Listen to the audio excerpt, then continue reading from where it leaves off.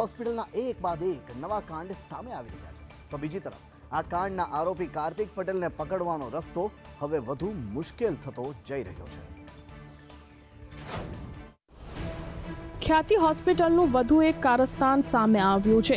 મહેસાણાના ખાવડમાં દીવાબેન નામના એક દર્દીને તેમની જાણ બહાર જ સ્ટેન્ડ મૂકી દેવાયું।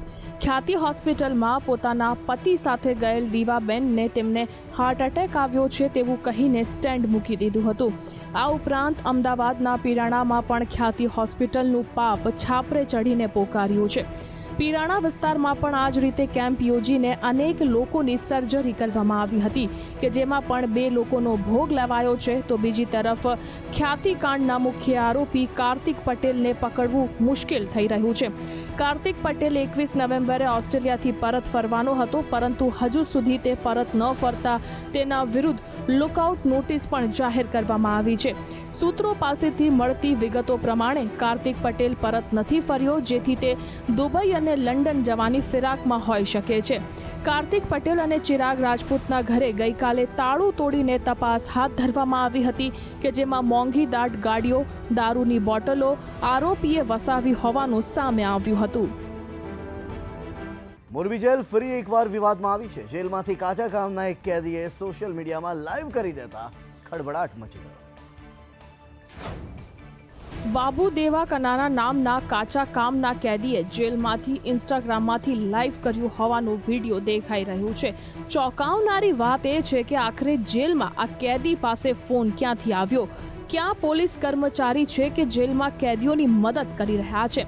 આવી રીતે કેદીઓ જેલમાંથી સોશિયલ મીડિયાનો ઉપયોગ કરે છે તો તે પોલીસની કામગીરી પર મોટો સવાલ ઊભો કરે છે। મોરબી જેલમાં ગેંગ રેપના આરોપમાં કેદ બાબુ દેવા કનારા નામના આરોપીએ લાઈવ કર્યું હતું। આરોપી બાબુ દેવા કનારા વિરુદ્ધ જામનગરમાં યુવતી સાથે દુષ્કર્મ અને આત્મહત્યા માટે દુષ્પ્રેરણા અને હૈદરાબાદમાં પણ લૂંટનો ગુનો નોંધાયો છે। અગાઉ આરોપી બાબુ દેવા ભુજ, પોરબંદર સહિતની જેલમાં પણ સજા ભોગવી ચૂક્યો છે। છેલ્લા 6 માસથી બદલી થઈ મોરબી સબ જેલમાં ધકેલવામાં આવ્યો હોવાની માહિતી સામે આવી છે।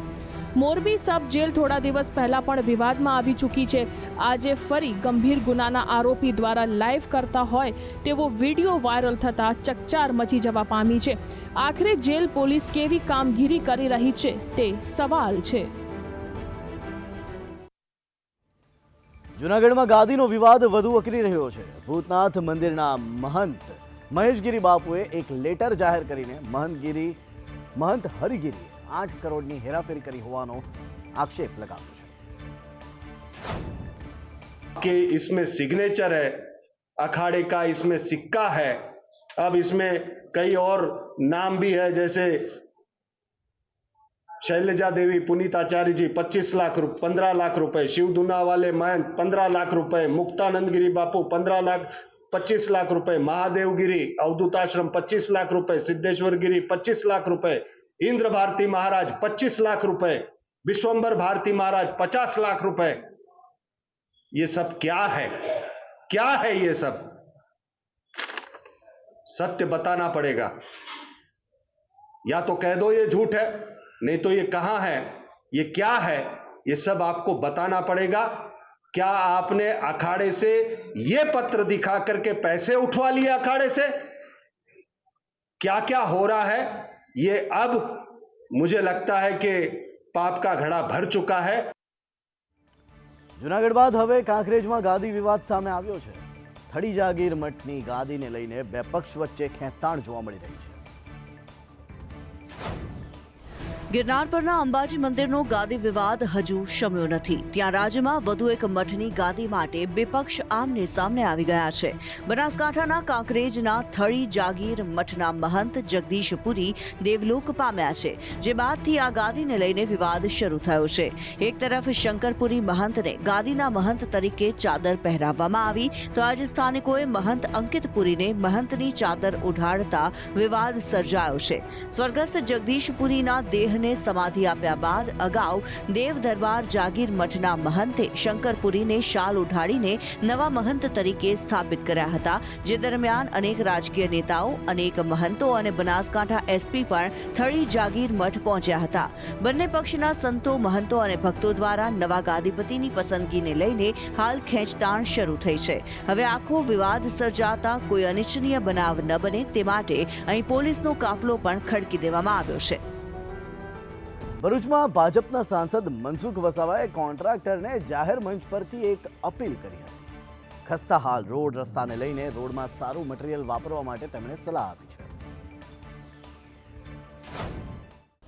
જાહેર મંચ પરથી જ મનસુખ વસાવાએ કહ્યું કે કાચા મેટલ અને પથ્થરના કારણે રોડ નબળા બને છે અને પ્રજા પરેશાન થાય છે. રોડ બને એટલે સરકારનું જે એસ્ટિમેટ એના પ્રમાણે બનવું જોઈએ, એમાં જરા પણ બાંધછોડ નહીં. આપણા ભરૂચ જિલ્લામાં પેલો કોરી ઉદ્યોગવાળો કહે છે મારા જેવાને દબાણ કરશે. મનસુખભાઈ, એમને કોને આ કોન્ટ્રાક્ટરને કે એન્જિનિયરને મારી કપચી લે કે મારા મેટલ લે, મારો પથ્થર લે, મારી માટી લે, આ બધું ચાલુ થશે. તમે અમુક માટી આટલા ટન માટી ઉઠાડવાની છે, 25 ટન માટી તમે કોન્ટ્રાક્ટ સાથે સેટિંગ કર્યું, પણ 25 ટનના બદલે 15 ટન નાખશે. રાજકીય વ્યક્તિ હોય કે કોઈ પણ હોય, ભૂતકાળમાં જે થયું છે એવું કોઈનું નહીં. તમને ક્વોલિટી કંટ્રોલમાં જે નમૂનો જે હોય કપચીનો, રોડ કેમ તૂટે છે? રોડ કેમ તૂટે? લાગવક તરફથી પેલા પથ્થર, કાચા પથ્થર, કાચો મેટલ એ વપરાય છે. એ બિલકુલ નહીં થવું છે. સુરતમાં તાપી નદીમાં વોટર મેટ્રોની સર્વે પૂર્ણ કરાયો છે. વર્ષ 2023-24ના બજેટમાં વોટર મેટ્રો માટે પાલિકાએ જોગવાઈ કરી છે. ગુજરાત સરકાર રાજ્યમાં ટુરિઝમને વેગ આપવા માંગે છે, જેથી વધુને વધુ જગ્યાઓ પર લોકોને આકર્ષિત કરતી વસ્તુઓની શરૂઆત કરવામાં આવી રહી છે. તેના જ ભાગરૂપે સુરત શહેરમાં હવે વોટર મેટ્રો શરૂ કરવા પર સરકારે ભાર મૂક્યો છે. આ વોટર મેટ્રો સુરત શહેરમાંથી પસાર થતી તાપી નદીમાં દોડશે. આ માટે મ્યુનિસિપલ કમિશનર તેમની વિદેશ મુલાકાત દરમિયાન કોચી વોટર મેટ્રોના ટેકનિકલ સભ્યોની ટીમને પણ મળ્યા હતા. સુરત કમિશનર સાથે ચર્ચા કર્યા બાદ કોચી વોટર મેટ્રોના ટેકનિકલ સભ્યોની ટીમ આજે સુરત આવી પહોંચી હતી અને આ ટીમે સર્વે પૂર્ણ કરીને વોટર મેટ્રોની શક્યતા અંગે હકારાત્મક પ્રતિસાદ આપ્યો હતો.